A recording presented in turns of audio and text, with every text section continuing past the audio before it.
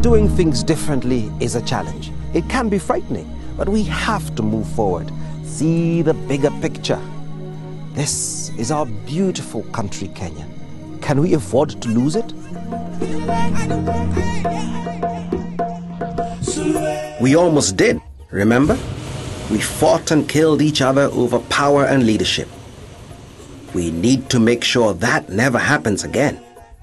On August 4th, we have that chance. It's a simple choice. Vote in a new constitution or live with what we've got. So come on a journey with me. This is your chance of a lifetime.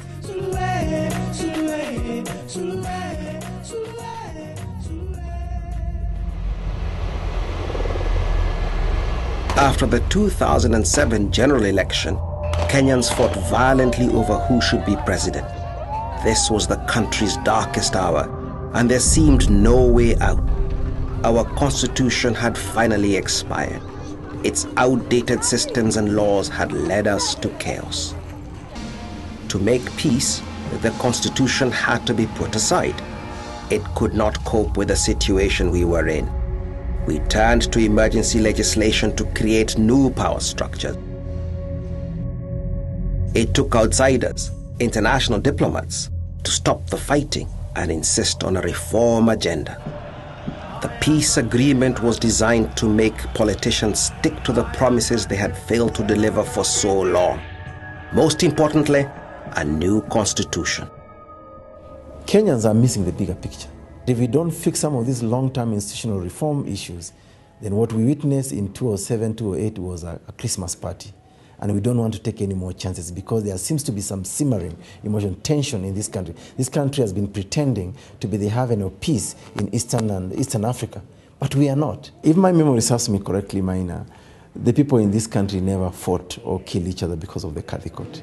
They never kill each other because of abortion, the clause on abortion. We've been on this process for a long time. People have been clamoring for better governance, human rights. If you recall, for example, the agitation for constitution making, for better governance, been a lot about abuse of people's rights, especially civil and political rights, even though they were guaranteed under Chapter 5 of the current constitution. A lot of detentions, took place because of the violation of human rights. So people wanted good leadership, leaders who will respect the will of who will respect democracy.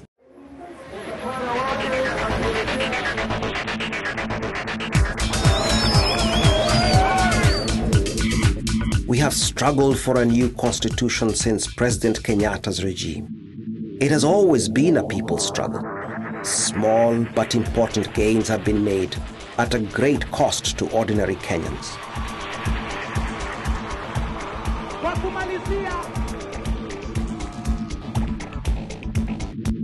Kwa hivyo sasa process hii iko regulated by law. And deviating from that law, as we have seen in Kenya, is disastrous. So there is nothing we can do. We follow that law. If it is bad, wherever it takes us. But we have no chance to slow the process now because the law does not allow it. We can never have consensus on these matters. At any point in time, the document cannot be good for all Kenyans. It is a good majority, and democracy is a democracy of majority. Willie Mutunga has been involved in constitution making and reform since the 1970s. You have to go back to colonial period. All those struggles for independence, in my view, were, constitution-making processes. The Kenyans demanding independence, the British agreeing to it. The whole process of how that was going to happen was through, constitutional reforms. The right to vote, the unbanning of political parties up to 1992, when we have a clamor for, multi-party democracy, and it's all through, the Constitution. Politicians have used every trick in the trade to avoid change. It seems that the difficulty we're having is that our leaders are not hearing the people properly. And I'm not... The people themselves they resisted. People in 1991 Yes. resisted. They didn't want many parties because they valued their unity. And others felt that because Moi or others were dictators. We were not dictators. Do you feel do you have any regrets about your time when you No, were I have president? no regrets. I look at the provisions on the presidency, and I'm not very happy that they have been properly democratized and decentralized. But I see, very important advancements in that direction, whether it's devolution, whether it's the Senate, whether it's how presidential appointments will be vetted. There's some progress there.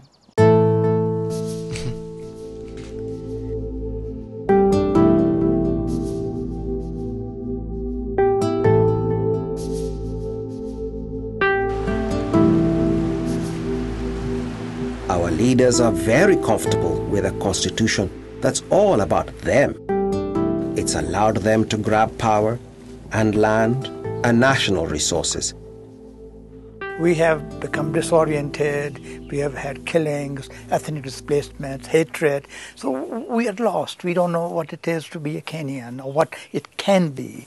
And this gives us a wonderful vision of what Kenya should be like. Kenyans should relate to each other, communities to relate to each other, our search for integrity, for social justice. I think it gives us a beautiful vision. So where do we go from here? Is the draft constitution the perfect document? Of course not. The journey is far from over, but it takes us a lot further forward.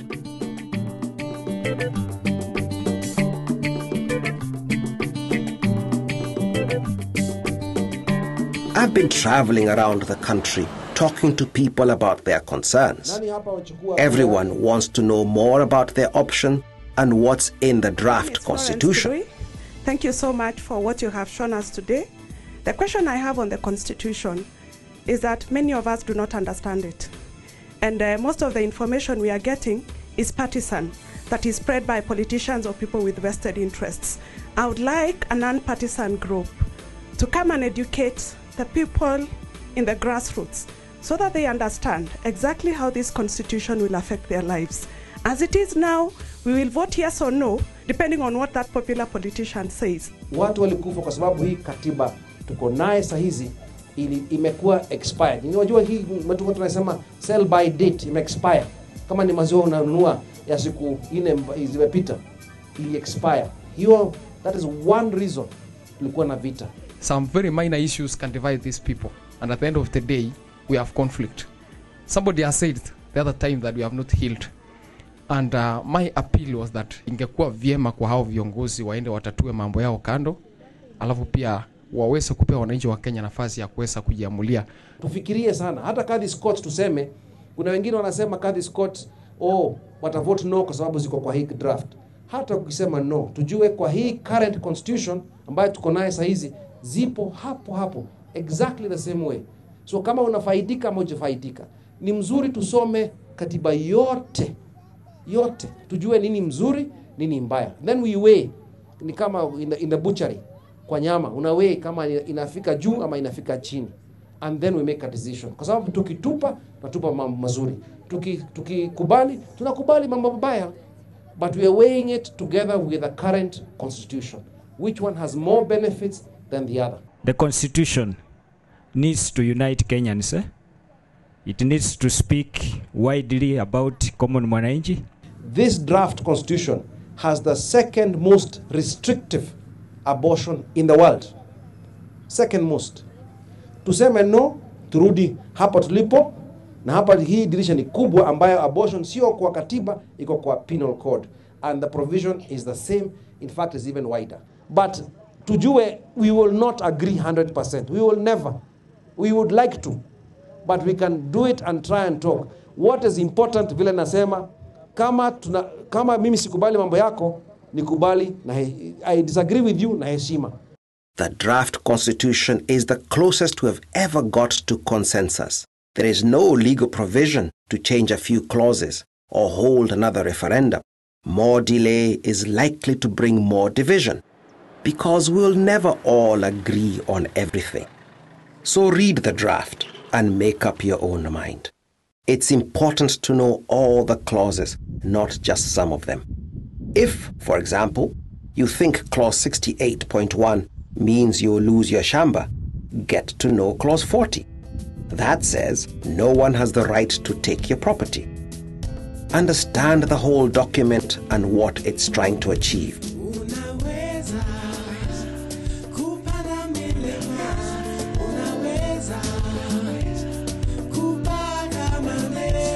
Don't just follow your leader and do as you're told.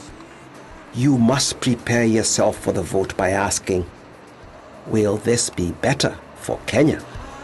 It's too serious a matter to be left to politicians. And the fact that politicians are moved in so quickly and try to monopolize this is not a good thing for us. But they also must remember that if they say no, then we continue with the present constitution. On the critical issues that have come up, land, khadi codes, abortion, I would say that in each of these respects, the new draft is infinitely superior. And so by voting against this on these three grounds, they are actually worse off than they would be if they embrace the new constitution. Let's look at the main debates around the draft. Misuse of land is one of the biggest problems in Kenya today. Paul Ndungu is from the Commission on Illegal and Irregular Allocation of Public Land. He has investigated thousands of cases. Where we are really, this is a typical example of the illegal allocation of public land. This is a wetland riparian reserve for this river here, and under the law, this sort of land should never be granted for private development. It has been allocated for precisely that purpose, and you can see the developments that are coming up there.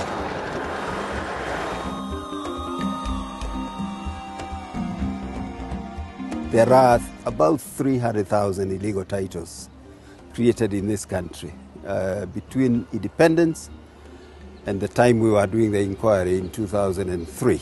And as a result, we really have messed up our land law system completely, because if you have a system which has that large number of illegal titles in the register, then it's a total mess. And this illegal titles, what kind of scales of sizes are we talking about?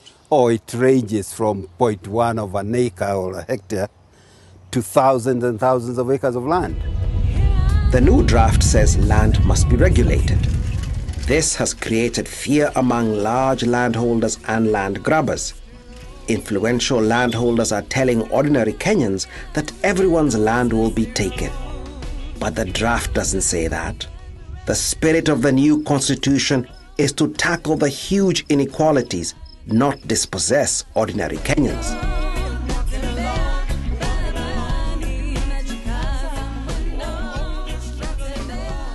In fact, your land and your livelihood are much more at risk under the current constitution because the courts are weak and the rich are powerful. In the long term, the answer is to stop land grabbing and misuse of public land by changing the constitution.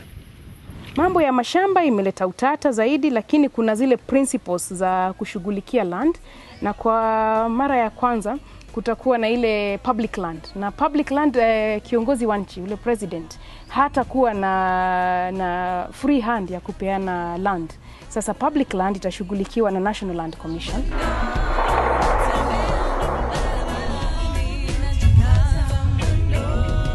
We're in Mau Forest, and this used to be all forest before it was grabbed by a few individuals. This is a big problem in Kenya and needs a big change. The people them a go so hungry, while the politician has a big pot belly.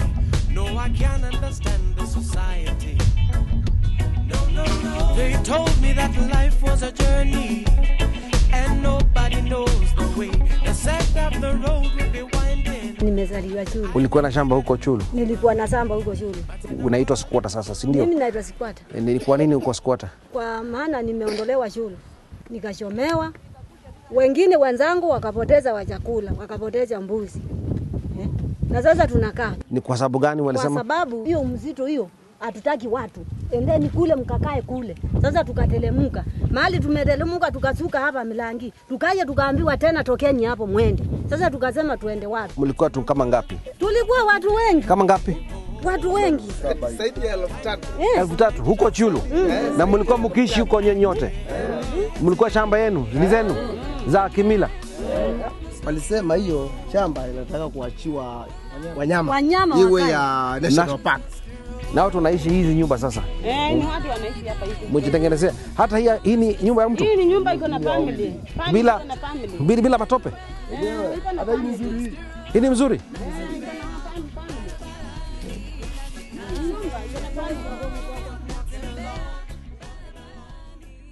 Sema hapa kwa jina la Mwenyezi Mungu. Kadhi's courts have been operating in Kenya since 1963, established on the coastal strip as part of the independence agreements. Since then, some have been set up in mainland Kenya to cope with population movement. These courts are not Sharia courts. They're very limited in what they do. Hapa tunasikiliza tu cases ambazo ziko related to matrimonial disputes, matrimonial cases na inheritance, succession, ambapo watu wote wawili wenye kushtakiana wanakuwa ni Waislamu. Kwa hivyo sisi tu ile uwezo wetu ama jurisdiction yetu tuko nayo ni kuhusiana tu na hayo mambo matatu. Kama watu wanataka kuoana ama kusema hii ndoa ni iko sahihi ama haiko sahihi, hizo ni kazi zetu. Watu wanataka kuachana baada ya kuoana, wanashindwa kuishi pamoja, wanakuja kotini kwa kadhi na wanafungua mashtaka. Hizi Kadhi's courts hii ya Nairobi ilianza lini? Hii hapa ilianza mwaka wa 1980. 1980. Ya, mpaka leo inaendelea. Hapa tuko na koti 17 Kenya mzima ambapo zina serve kama Nairobi ni koti ambayo ina serve province mzima ya Nairobi. Sehemu ya pwani tu ndio kuna koti nyingi. Accommodating Muslim interests has avoided religious conflict, not created it. Providing Kadhi's courts is a way of giving choices and freedoms and protecting minorities. I have no objection to Kadhi's courts because Muslims are a minority. All minorities need special protection to make sure that they feel at home in this country that we call Kenya. So it's the very same issue. We cannot be the same. And Muslims have never been a threat to me. In fact, I respect them. We belong to the same faith. Where Abraham is our father of both faiths. And Muslims have contributed a lot to the country. Christians should not feel threatened by Muslims, the presence of Muslims. But Muslims are feeling threatened by the lack of tolerance and sympathy and understanding from Christians. Because we forget that so much of the state is based around the Christian model. The church holidays, the Sunday observance, the military posts for bishops, religious education in schools. There are many things that has given respect for Christians. This is the one thing that Muslims have asked for, and we want to deny it. I'm embarrassed. I'm ashamed that we have not understood the rights of Muslims. Abortion is a complicated social, moral, and economic issue everywhere in the world. In a very divided society like Kenya, the rich will always be able to get one, and the poor will die trying. Legislation has never stopped abortion anywhere. It just controls access and ability. Teresa Omondi from the Gender and Violence Recovery Center, Nairobi. I know there's a lot of queries around where people are saying it shouldn't be allowed at all. There are those of us who are saying it should be allowed but with certain limitations. Or there are those, I'm sure, who even believe it shouldn't even be a constitutional issue anyway, to be left out as an act of parliament somewhere else to be dealt by professionals who then would determine the same. So I'm just looking at the number of clients we've had who've been sexually violated. They are pregnant. And I ask myself, where is their space? In all this debate, where is their space?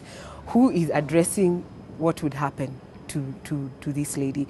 And that brings me to asking myself if the society could actually address the surrounding issues on abortion rather than address because that's an end result. It comes out after so many things have happened. Everyone I have talked to says they would stop pregnancy under special circumstances like rape or incest. It's abortion on demand that people don't like the idea of. And the draft constitution clearly doesn't allow that. Maoni yenu kuhusu mambo ya kutoa mimba. Sasa kitu tutakubaliana nayo kabisa, yenye mtu ataweza kusema ni kuokoa maisha ya mwanamke. Ikiwa ni mgonjwa sana hataweza kuachwa na hiyo mimba. Hiyo ndiye naweza hata mtu anaweza jua wenyewe huyu alienda akatolewa, kama angetolewa angekuwa. Hiyo ndio tutakubaliana nayo, lakini abortion ya ovyo hiyo hatutakubaliana nayo. Na hapa nikiuliza hii swali hakuna jibu ambaye ni makosa ama ambaye ni alright Nataka kusikia vile tu mmesikia kuhusu hii mambo Sidiki hiyo maneno sio mzuri. Kutoa ovyo. Hiyo sasa ni kutupea umri. Kutembea hatu huwezi amini bwana yako.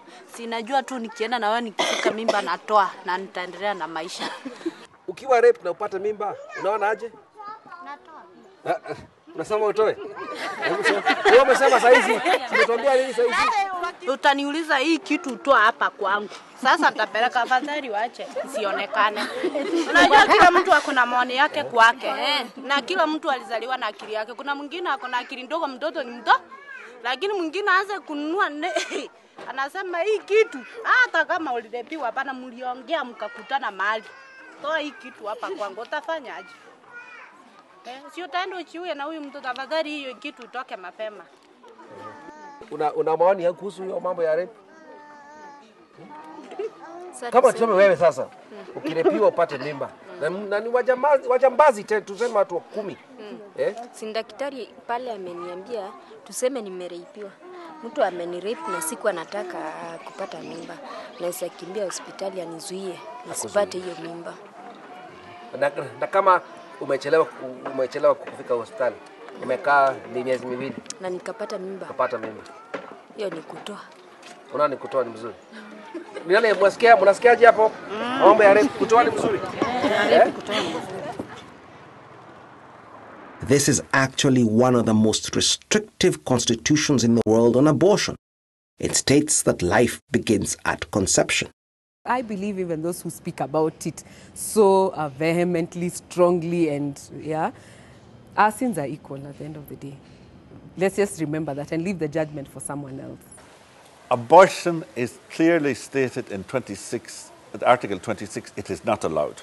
There's a consistency in this, and the teaching of the Catholic Church clearly states is that the mother's life has to be protected. And if we go back even to the Bomas draft, and at the Bomas, the church was represented by the Cardinal in Dewey, Archbishop O'Cott, and Bishop Sulametti, who are now leading the No campaign on the Catholic side. But Article 34 of the Bomas draft said, abortion shall not be permitted unless, in the opinion of a registered medical practitioner, the life of the mother is in danger. And they accepted that. And they accepted that. What it has made provisions for is to protect the health and the life of the mother. When she's in danger, when the mother's life is in danger, and when she needs emergency treatment. There is no suggestion, as you read this, that abortion can be provided on demand. That is misreading and misrepresenting. After looking closely at both constitutions, reformists strongly support the new draft as the best option we have now. Priscilla Nyokabi, Kituo cha Sheria, says the draft benefits the poor and ordinary citizen. Confirm kwamba Kenya sio sovereign state tu kwa sababu ya map, kwamba the people of Kenya wamepewa sovereign will. Alafu katika katiba hii ukiangalia kila chapter, kama ni legislature wanaambiwa legislature power by the people, Judiciary power you have been given by the people, every chapter. Alafu kuna tume kama ile Judicial Service Commission, kuna sema members of public. Tuangalie representation wa Kenya wote, tabaka mbalimbali, in all our diversity, tuingie kwenye bunge ili tuweze kujiwakilisha. Haya, kuna ile chapter sisi watu wa human rights tunaita Bill of Rights, economic, social and cultural rights, haki za maji, haki za housing, haki za afya, na hutahitaji pesa ili uhudumiwe katika emergency treatment. Hapo tunaona watu pia wako ndani. Alafu kuna zile tunaita national values na principles, na zinashuhudia ama zina require all public officials, whatever action unafanya, kama wewe unatumia mamlaka ya serikali, unahakikisha kwamba unahudumia wa Kenya. Public service, equality, equity, governance, rule of law. I think when it comes to human rights, it's fantastic. We are going to be a human rights state, and that's not bad. We're talking about the right to work. We're talking about health. You know, all those issues. It's a very, very, very, very important in terms of people starting to mobilize and demanding, you know, those rights. I think the women are actually going to do very well.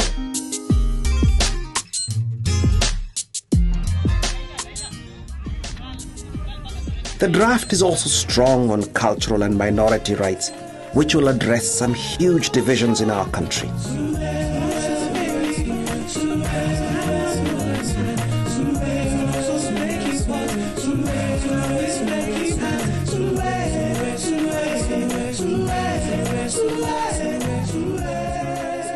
Tourism is the chief foreign exchange earner for Kenya, but is often characterized by isolation and underdevelopment. Citizens have to get equal benefits and protection wherever they live. Gina Dane Karaoke says the new draft looks good for business, good for foreign investors. I think the Constitution as a whole is very progressive. So, from a business point of view and from investors coming into Kenya, it places Kenya much more on the map of wanting to do business here. Over the last few years, there's been some resistance in people wanting to come and invest here because of land issues, because of judiciary, and we deal with a lot of foreign companies wanting to come into Kenya who've been really put off because of the politics of doing business here. So I think what we saw at the last election was anything to go by. I think we all appreciate that the constitution that we currently have has run its course, and a new constitution is not just. I mean, it's vital. I can't really see a Kenya with this current constitution. Unaweza kuwa na haki kwa karatasi. Tumeandika kama hii current constitution. Tuna haki zimeandikwa hapa, lakini implementation iko aje? Unajua uzuri kwanza ni vile tumeandika haki hizo. Tukumbuke katika katiba hii ambayo tunaenda kupitisha na referendum, haki zimeandikwa vile hata unaweza kujisomea mwenyewe. Hizi za current constitution ilikuwa lazima uzimulike na torch ndio haki ionekane, kwa sababu mkono mmoja inapeana, mkono mwingine ulikuwa unachukua. Kwanza tutashughulikia ile implementation commission, kwamba wale watakaowekwa kwenye hiyo implementation commission wawe ni watu wa integrity, watu ambao wataweza kuongoza nchi vizuri. From my point of view, a major weakness is to have retained the presidency. I believe in a society as multi-ethnic as we have become in our consciousness. A parliamentary system is more geared towards a more collective form of leadership, and the presidency will still remain the most sought after political prize, and that can lead to ethnic tensions and killings. But on the other hand, the presidency is now probably more accountable, or will be more accountable.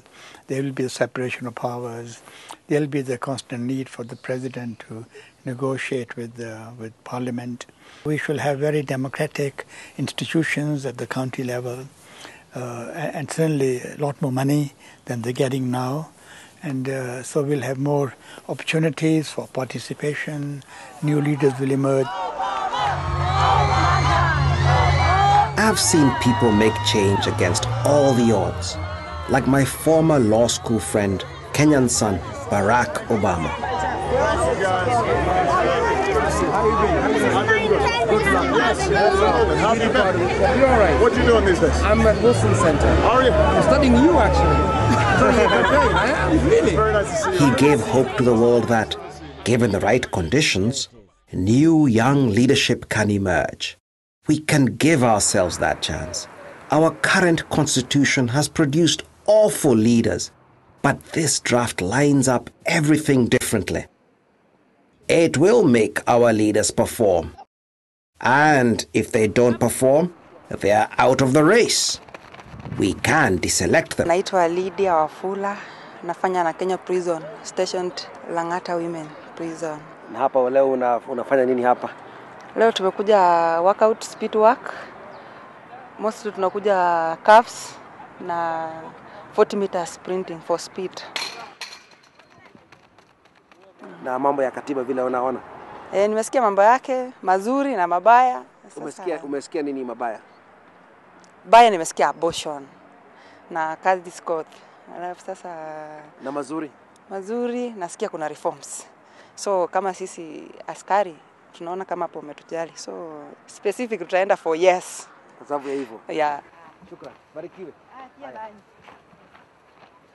As we all get closer to the finish line, ordinary Kenyans are thinking it over, weighing the options. Mimi nimeisoma. Hiyo katiba ni nzuri sana. Rais zetu tumepewa kama sisi wafanyakazi, unaweza andamana, unaweza enda kwa mkubwa tuende tuseme tumedhulumiwa na hatutafuta kazi. Unaona? Lakini wanasiasa wengine wanatuboa sana. Maana hawataki tupate katiba. Amani tuko nayo, lakini wanasiasa waungane wakoe kitu kimoja. Wewe ni no ama yes? Mimi ni no. Kuja niambie kwa nini uko no. Kuja niambie kwa nini uko no. Hii maneno ya abortion. Hiyo ikipita hatuwezi rekebisha. Abortion inasema nini? Abortion hii section 26(4). Hiyo sasa inasema nini hiyo 26(4)? Hiyo ngoa miba ovyo ovyo. Lakini no, inasema abortion is a crime bwana. Imesema abortion is not allowed, it's not permitted. Sasa maneno ya emergency hatuwezi weka katiba. Sawa. Mara hiyo. Mimi niko yes. Watu hawakusoma hiyo kitu vizuri. Abortion si ati mtu akisema wewe ni yes ati abortion ni kutoa mimba. Nikiwa mgonjwa na niko na mimba, si mimba lazima itolewe ndio nipone. Sasa huyu anasema nini? Mimi wa yes. Ni wa yes. Katiba ni yes. Katiba na wewe mama? Wewe uko aje? Mimi naipendekeza ipite kabisa. Hiyo kitu tumetafuta hiyo kitu miaka mingi. Yes. Nikifanya strike. Wakubwa waangalie sababu gani hiyo kitu tuone vile watatengeneza. Na umeisoma? Mumeisoma? Si ndio? Yote. Katiba ni yes. Mlitoa wapi hiyo katiba? Si gazeti ilikuwa inapewana hapa bure. Asanteni sana. Sasa ile kitu inatutatiza sana vile unasikia mambo ya shamba, watu watanyang'anywa shamba. Hiyo ndio inaleta wasiwasi kidogo. Ukweli, sababu mimi nimesoma hiyo kitu. Hakuna mahali nasema ati watu wanyang'anywa mashamba yao. Hakuna. Na wewe kuna serikali kwambie inaweza kunyang'anya wa maskini mashamba yao. Kwa sababu sisi tutaikataa saa hizo. Si ndio hiyo bwana? Haiwezi mtu hiyo haiwezekani. Okay. Sawa. Okay. Lakini vizuri musome. Tafuteni musome.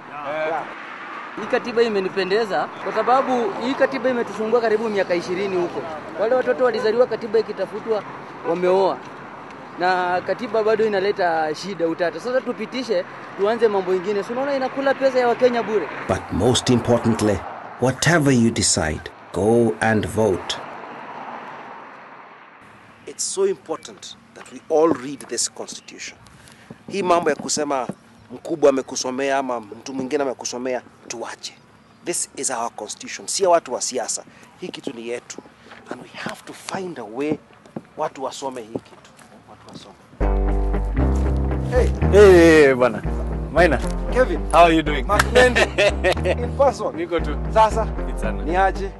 Poa. Poa kabisa. Okay. Tell me. I'm just thinking about this constitution. Hii mambo ya katiba ambayo tunafuata. What do you think of the constitution? Have you read it? Check 1 1 2 now. Mende is a Kenyan internet superhero who keeps the bad guys in line. So listen up. I'm reading it currently, but naisoma. Hopefully I will be done very soon. And people should read it? Of course. Hey, everyone should read it, bana. You know, because otherwise, you know what will happen is you'll just be lied to. People will tell you what to say, and you can't think for yourself. Lazima usome, ndio ujue what you want. You know why you fall. Not that you half-hearted, that you go hapa, sijui, and then you make a wrong decision, you know.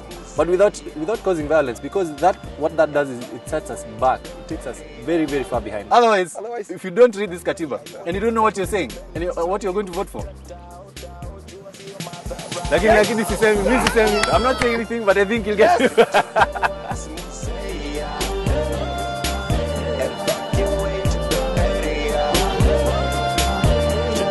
So you have seen the bigger picture. You know there's a long way to go. We have to get our feet firmly on the ground and make the right decision. Please go out and vote. It's your country and it's your future. It's all up to you now. Kumekucha, jua limeangaza, ukungu umeinuka. As a young person, I'm looking to solve new problems. I don't want to go back to 2007 and fight again. Just not looking for that. Bila nachika mzidi kamba naendelea na kuingilia kwa nini? Kwa tumbo. Na chakula hakuna. Zamba ya kulima hakuna. Sasa nifanye nini? Kumekucha inuka. Unajua katiba? Ya katiba ni nini? Lala, nini? Kunini? Yaani kusema nini? Nani anaweza vita? Sana kaka Yesu. Kaka Yesu, wewe unataka nini?